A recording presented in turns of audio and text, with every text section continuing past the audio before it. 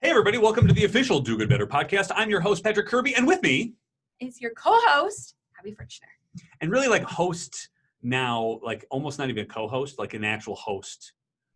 We just do our, we're just going to do independent podcasts, which is great. We're hostesses. We're hostesses. Ooh. I don't know, that's a lot of I was a hostess. That was my first real job. Was it? I was a dishwasher. Ooh. And then I moved up to waiter. Waitron? Is that Waitress? The gender neutral? I was the waiter. I was the waiter. I was also I was a waiter though at a old folks retirement home. Oh. So my waiting skills was like, what juice can I get you? And then can I go through the buffet line and fill up a plate of food for you? And then I would get it. I love it. But the first one was a dishwasher, which was that's gross. As an old folks home to scrape the plate of food. Yeah. Thinking about putting my hand to a sink and feeling something that gives me the heebie-jeebies. You wouldn't like that job then? No, I will never be a dishwasher. Well, I wash my own dishes. That's very But it true. feels better because it's just your own food. But anyway, we're getting really off topic. I have the burning questions today for you. Ooh, I like it. I know, I'm excited. I'm just very excited. Okay, because everybody knows the famous 5-day fundraising framework. They do? They do. And if you don't, you need to know the 5-day fundraising framework. You should. It's It'll pretty help good. you Yeah. with all things Yes. in your life, It will. honestly. True. So,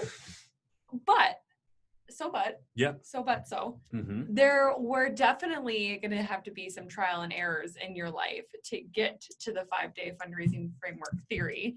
I want to know, you don't have to go through every 5-day and tell us the story about how this came true, because I bet there's plenty. Yes. But just kind of go back in your past career for us. Mm-hmm. How did you develop these 5 simple things? Kind of what did you have to go through? What are some issues, maybe embarrassing stories that led you to the 5-day fundraising? I like that. Yes. So if you don't know, if you're just listening, you're like, oh, 5-day framework. This is great. What a wonderful show notes you've written. Mondays are planning, Tuesdays are for doing, Wednesdays are for documenting, Thursdays are for celebrating, and Fridays are for appreciating. 5-day fundraising framework. I have shiny object syndrome. I might hide it well, occasionally. Shiny object syndrome, I see something that I want to do and I will just do it and I will start it. Oh, that's true. That's right. So I will have a random thought in my brain and then I will just go, hey, you know what we should do is this. The problem with having a brain like that is there are a number of steps you need to have before you do the thing for reals, like planning. Right? You just can't jump into something and then just sort of reverse engineer why on earth did we do it. So a lot of the planning day was a justification and process building that I did not have a skill set for. And I struggle with it all the time. I actually go back to making sure that I build a plan to justify a thing that we do. A lot of the conversations we'll have is sort of at Do Good Better is like, hey, I've got this idea for a training thing. Let's do the training thing. And your director was like, well, how do we do that, right? You have to go back and build a plan. So for forever in the fundraising world, whether it would be an event or an idea or something, I would just hop to the let's do it. Yep. And inevitably there would be a boss or somebody within the organization that would require me to go, but how? Right. But why? Well, what is your process to get to this? Correct. So this was more of I need to mentally prepare myself to get a process ready to have people understand where my brain has already gone to. Shiny object syndrome. Then the doing. I enjoy starting a lot of projects, but not necessarily finishing a lot of projects because there is a point in which that becomes less fun and more work. Right. Right. So unless you have a plan and you bring people on board to help you finish and cross the finish line, this doesn't really work. But I think that's very honorable of you to know about yourself, that you're like, I have all these crazy, awesome ideas, but I know if I start this, I'm not going to finish it. And then I'm going to be upset about my crazy idea not coming to life. Correct. And asking others to help you. I think that's because a lot of people are like, I can do it on my own. And I probably could. I mean, you probably could. But it would not happen in a timeline that is doable for Right. anybody else, right? Right. Self-awareness in the fundraising game is very important. Mm. Self-awareness in just general in business, I think, is really important. And I caught myself very often saying that this is going to be a great idea. I could do it, and I would get into the weeds, and then I would get lost. I don't work well in details. I don't work well in muddy, like just typing out and doing the dirty kind of gripping in the dirt. I like working in that environment, but I don't complete those well. Mm-hmm. So I need to bring people with different skill sets into the realm. And as a fundraiser, you should know your strengths and weaknesses too.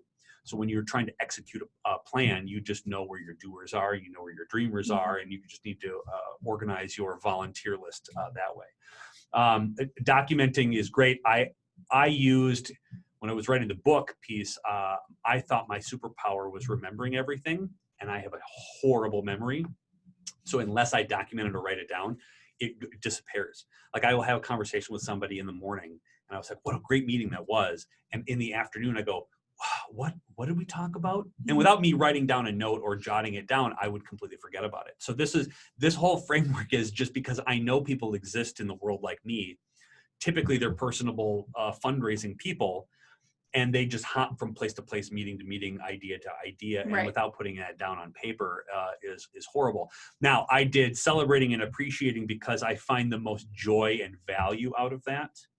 And I save that towards the end of the week because I like to end my weeks on high notes. And I think celebrating is really important. I don't think we do it enough as a nonprofit. I see a lot of people getting down on themselves for not achieving X, Y, and Z. Right.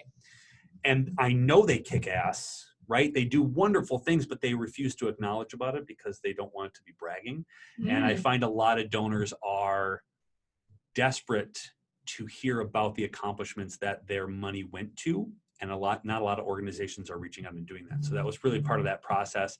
And then finally appreciating, I have been obsessed about sending little notes to people about what their accomplishments are and how they're doing, and just sending notes of just appreciation randomly. Right.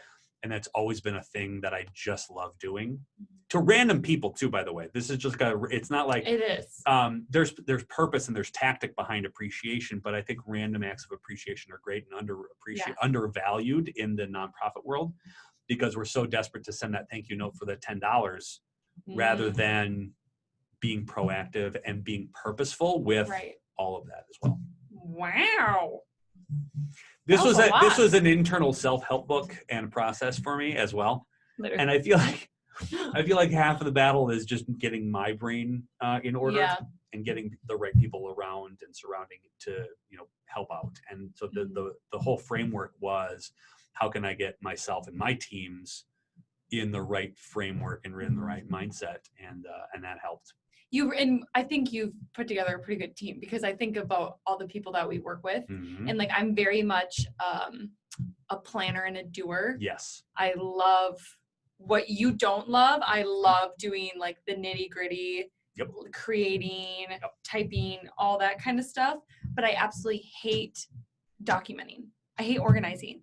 Where Whitney, with all of Gene events, she works with us for Do Good Better events. She has everything color coordinated. It's the best. Each pen means something. All her emails are in order. And you and me are like, I don't like that either. I hate it. And so we just sent all the logistic things to her. Yeah. And then the execution piece, which you don't have technical skill sets. So when we're doing events, we're doing special events like that. Well, you bring in Brian, and all of a sudden that's it's done.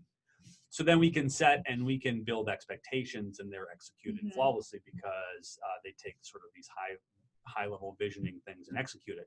And knowing all of our weaknesses, we put those together, and that becomes a giant, process that we put in. So I think a lot of nonprofits think they have to do everything. Right.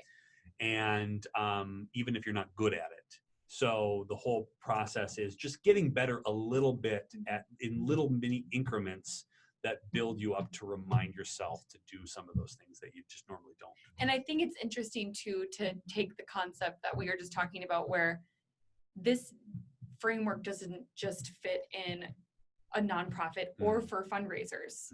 Like we just talked about a whole business using the 5-day framework, and we're all better at maybe one day, but we all collaborate and there's the 5-day framework pretty much. Yeah, I'm finding that conversations with even business owners or other groups or organizations that are not nonprofit specific are benefited by this as just a brain, a brain organizer. And I think that's really the fun part about this as a framework. Means that at any point in time, whether you're a marketer or a salesperson or whatever, you can actually fit into this little framework thing and get your brain organized. So it's a win-win on a lot of different fronts. And hey, shameless plug, if you don't know the 5-day framework, fundraising framework, we have the book the show notes below. We do. So go take a look. It's on Amazon. It's on Amazon. You're going to buy toilet paper anyway on Amazon. Throw it in your cart. There you go. Less than $10. There you go. It's a free lesson for you. There you go. There's a pitch for you if I ever heard one. That was fun. I know that's a good thing to think about. And just in general, and a closing note is find your weaknesses and be very self-aware about where your skill sets are and fill the gaps with people that can help. Amen. I like that. That was a good one. We'll see you later here on the official Do Good Better podcast.